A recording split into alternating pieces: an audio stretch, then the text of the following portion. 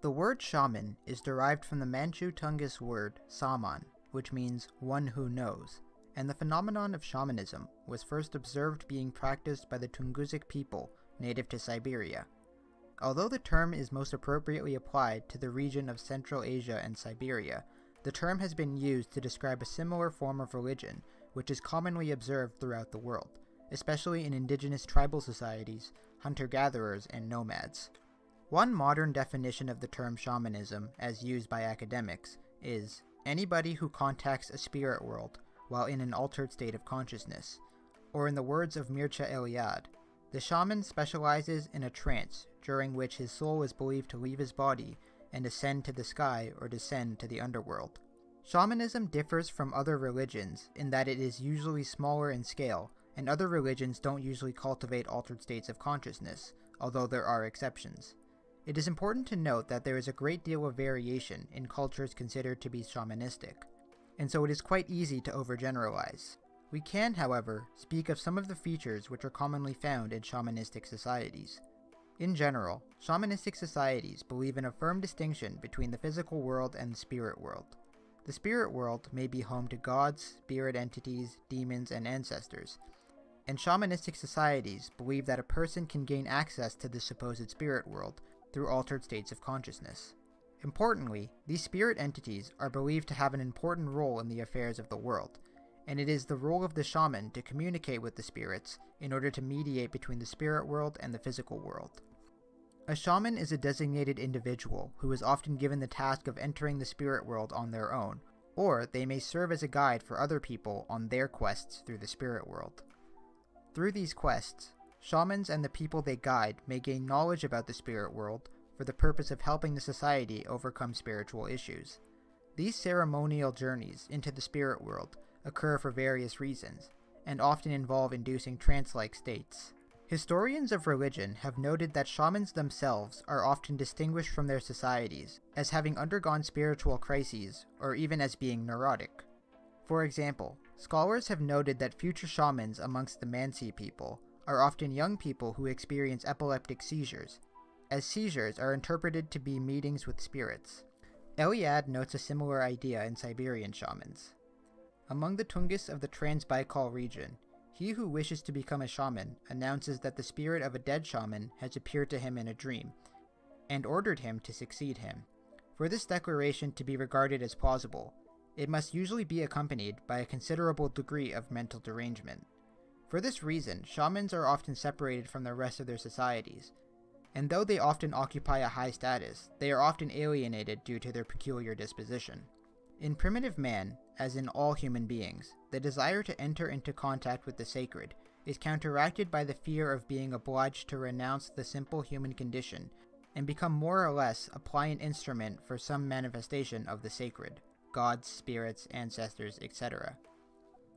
New shamans usually undergo rigorous training to become familiar with the techniques used to visit the spirit world, interpret visions, and cure illnesses, and they are often required to endure initiatory ordeals, which can be very psychologically challenging.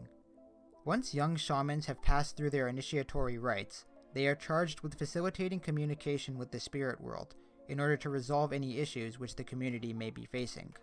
For example, sickness is often thought to be the work of malevolent spirits, and the shaman is required to partition these spirits to alleviate the sickness. These cultures also often believe that spirits play a role in the events of the world, and so shamans may be employed to ask for favorable weather, as for example during a drought. Contacting the spirits of the deceased is also a common practice.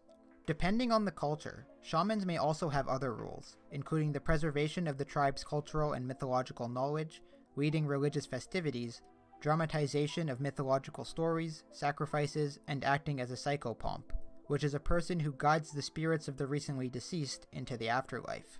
As Mircea Eliade notes, it is the shamans who, by their trances, cure them, accompany their dead to the realm of shades, and serve as mediators between them and their gods, celestial or infernal, greater or lesser.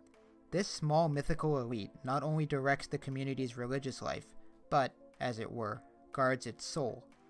The shaman is the great specialist in the human soul. He alone sees it, for he knows its form and destiny. Shamanistic cultures believe that an altered state of consciousness and the hallucinations associated with them are indicative of a person entering the spirit world, and it is the role of the shaman to serve as an intermediary between the spirit world and the physical world. Hallucinations frequently encountered in altered states of consciousness include exotic geometry and animals. Animals in particular are often believed to be ethereal spirit entities. There are three main ways in which altered states of consciousness are induced: techniques which induce trance states, using entheogens, and hereditary mental conditions associated with hallucinations. Techniques which induce trance-like states are usually activities such as prolonged fasting, music, dehydration, rhythmic dancing, and meditation, which cause a change in consciousness, and these methods don't involve taking psychoactive medicine. Music in particular is very commonly used for inducing hypnotic states. For example, Leng Dong is a practice in Vietnamese folk religion, in which music and dance are used to induce trance-like states in the medium, in order to contact their deities. Achieving altered states of consciousness in Central Asian shamanism often involves long periods of deliberate meditation and fasting, and Tungusic Siberian shamans utilize prolonged dance and music. The San shamans of southern Africa use a long and repetitive dance to induce intense hallucinations, known as the trance dance.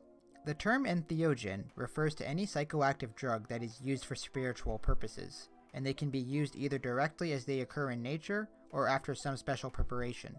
These preparations can vary from simply cooking the hallucinogenic agent to change its potency, or using a specialized chemical process, such as the preparation of ayahuasca. There are many examples of entheogens used by shamanistic societies, both historically and in modernity. The peyote cactus, which contains the psychoactive compound mescaline, has been used by Native Americans, most notably the Huichols, for nearly 6,000 years during vision quests. The mushroom species Amanita muscaria was used by eastern Siberian shamans, who sometimes filtered the mushrooms through the kidneys of their reindeer, consuming their urine as a psychoactive brew. The spiritual practice of Bwiti in Central Africa is centered around the consumption of the iboga root, which enables the practitioner to contact the spirits of the dead. The Urarina people of the Peruvian Amazon use the psychoactive brew ayahuasca, which is also used by numerous groups in the Amazon. The Aymara people of Chile and Bolivia use coca leaves and other plant alkaloids to induce these states. It is believed that shamanism in Paleolithic Europe involved psilocybin mushrooms, although this is still up for debate. The third way in which communication with the spirit world occurs are through mental conditions which cause hallucinations or psychosis. Contrary to our modern world, people with psychological disorders such as schizophrenia and epilepsy are often exalted in shamanistic societies, although this is not always true. Because these psychological traits are genetic in origin, it is common in these cultures that shamanism is passed down within the same lineage, usually from father to son. In the shamanism found amongst the Hmong people of China, shamans tend to be individuals who suffer from bipolar personality disorder, multiple personalities, or schizophrenia, and these ailments are taken to be signs that the person is attuned to the spirit world, and is able to transmit messages from the spirit world into the physical world. In Korean shamanism, the term shinbyong is used to describe the psychosis, which is believed to be a sign that the gods have chosen a particular person to be a shaman. Similarly, anthropologists have noted a high rate of epilepsy amongst Eskimo shamans. There are many more examples of shamanistic cultures and practices that we will examine more closely in the future, specifically focusing on what they believe and their customs. There is still debate as to which practices are considered shamanistic, as there are many traditions found in religions which can be regarded as shamanistic. For example, meditation practiced by Buddhist monks, or the whirling dervishes in Sufi mysticism, which involves spinning until a trance-like state is achieved. This is also true of ancient religions, such as the use of psilocybin mushrooms in the Mayan civilization, or the trance-like state induced by the oracles at Delphi in ancient Greece. It is easy to assume that shamanistic societies are naive for believing that altered states of consciousness can give them access to the spirit world, but it is important to note that shamanism has a functional role within these cultures. These altered states are utilized in order to treat both physical ailments and psychological ones. Altered states of consciousness are not known to help cure physical ailments, but there is evidence that certain altered states may help in healing psychological difficulties, such as depression and anxiety.